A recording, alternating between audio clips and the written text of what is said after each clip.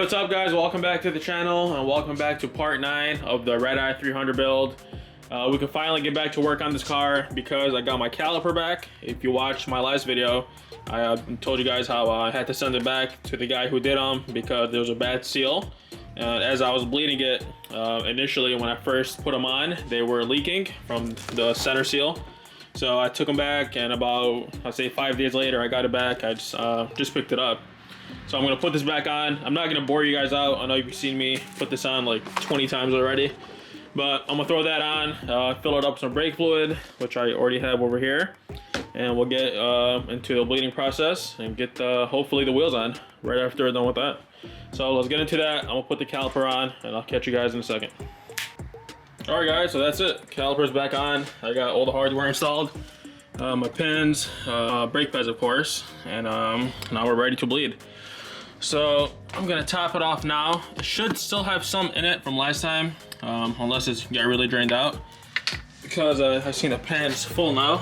So I'm gonna top it off. I'm gonna give it a couple minutes just to flow through, and then we're gonna use this tool I made, which is gonna collect the fluid instead of having it drip on the caliper. So if you guys remember from last video, I bought this kit from AutoZone, but the size of this hose that goes onto the bleeder was a lot smaller. So what I did was I reused the original bottle that came with the kit and this part, the lid, but I took this off a Windex spray bottle. It was a lot thicker, and this is off a washer fluid hose, and it fits directly on that. So it works perfect. And so I'm gonna collect the fluid in here and avoid damaging the caliper that's freshly painted. So let's do that. I'm gonna top it off and then we'll continue to bleed the system.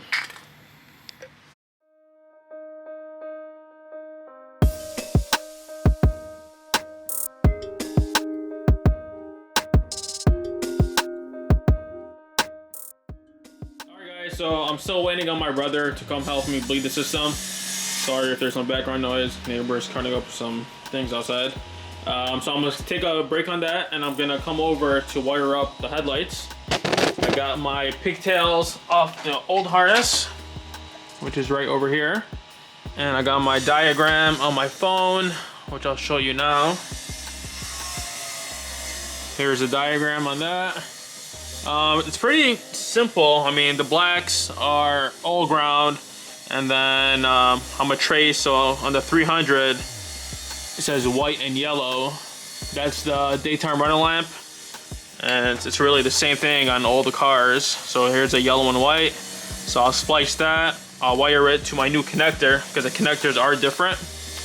And we'll get the headlights to work. So we're gonna start on that and then see how those turn out. All right guys, so here are the tools you will need. Of course, some electrical tape. You'll need some side cutters to snap off the old connector. Some wire strippers. I love to use these. Makes it real easy. I'll just give you an example. So if I want to cut that off, just like that. This is a Matco. If you watch my older video on my toolbox, you'll see where I bought this from. Some solder, and you'll need yourself a soldering iron. I got my special tool over here, but you can always use a lighter. So let's get into work and I'll do one by one. Do not cut the whole connector off and just try to scramble it around. Just do one by one and then you'll see where you left off and continue to the next wire. It's a lot easier. There is a lot of wires in here. I got 2, 4, 6, 8, about 9 wires. So we'll work on that and turn these lights on.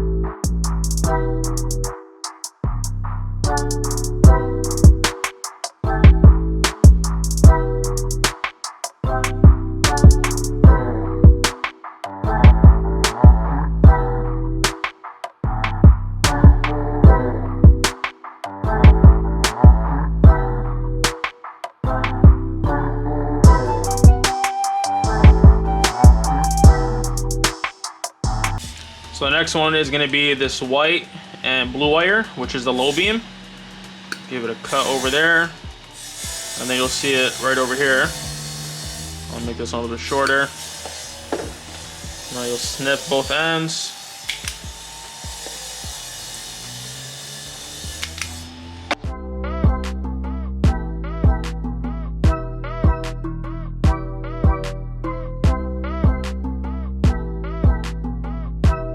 Alright, so next up we got our daytime running lights. It's going to be this white and yellow, and we're going to solder that one up now.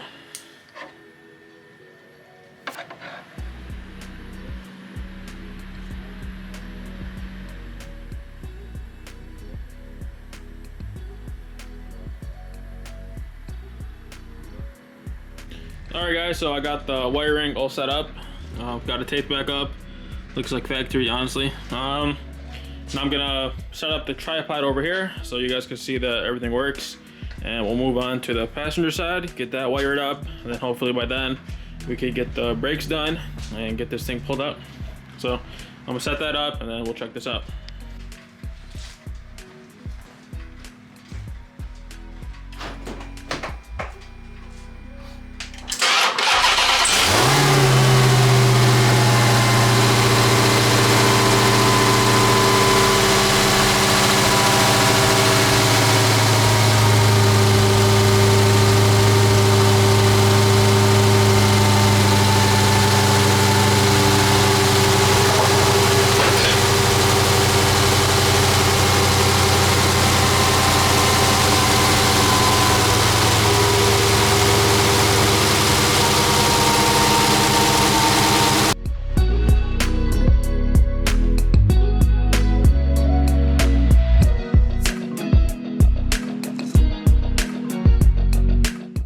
Alright guys, so I got both headlights wired up. Now I'm gonna test them, make sure everything works. Then I got my brother here now. We're gonna bleed the brakes and move on from that.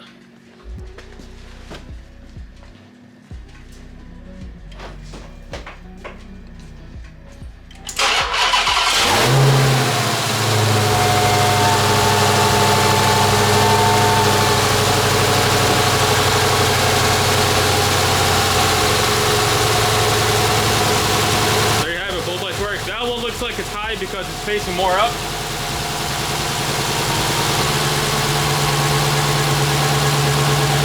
That's it. Everything works. Got daytime running lights, and everything is 100% now. So now we are ready to start bleeding. I got my tools on. It's this one's 11 millimeter. I put this on first because I didn't want to use this end and scrape up the edge. So I put this on first, I put my little cap on, and then now we're gonna bleed it. So I learned a different technique. Instead of having someone pump it and then hold it for pressure, instead you could open the valve while they're not pressing the brake, and then when you open it, they could press it all the way down, and then you could release all the pressure, and then close it, and then they could let go of the brake. So, because it gets tiring of keep pumping and holding it. So that's what we're gonna do.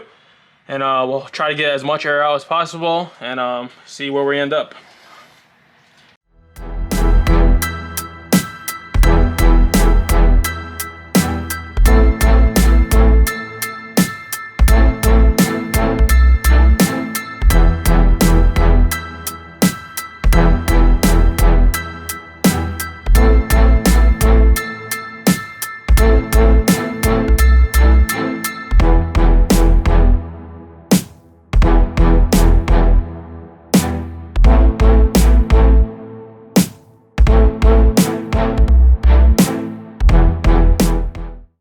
Alright guys, so now it's time to put the wheels on. The brakes are 100% bled. I made sure to go over them so I won't see any air pockets. So I'm going to put the wheels on now, and then my brother moved his car out of the way, and we're going to bring it out. We're here for the first time in about a month, so let's get to it.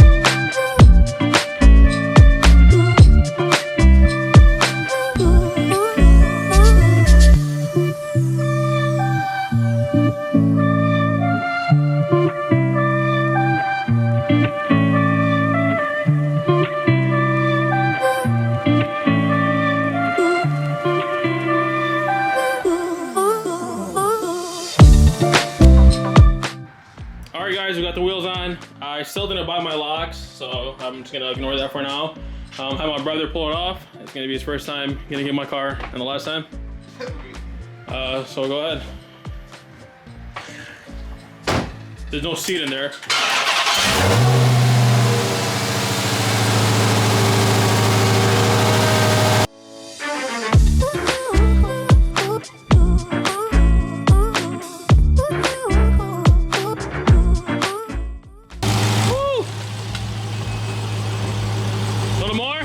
That's good.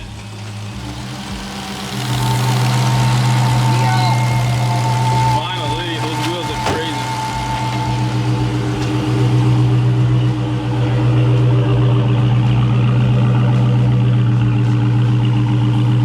Alright guys, so now I have a lot more lighting. We can continue to work. I'm getting installed the core support. It is really dirty. It's actually gonna have to be repainted. But I'm putting that on because I need to get the headlights on, and when I'm driving it, this is not gonna be moving around and you know, rubbing into the belts or anything. So when you get that installed, I still have to go get the horns, which install right here, and put that on, put the headlights on, and then we'll move on. I'm sorry, the reinforcement bar. Then I have to drill some holes to this bracket, and we'll see what happens before it gets dark and where we end up on. And I'm trying to get at least a headliner installed. That way I can get the seats in and all the other stuff. But we're moving along pretty good. It's looking great. I love the color. I love the wheels. So let's get to work.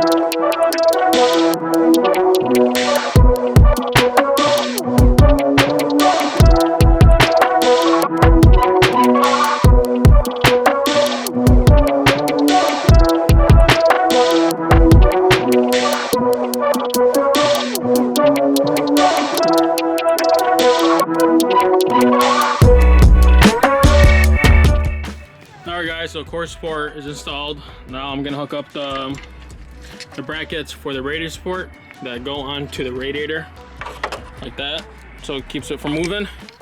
I got the horns over here, and I got a hood latch. So let's install all that, and the core support should be complete.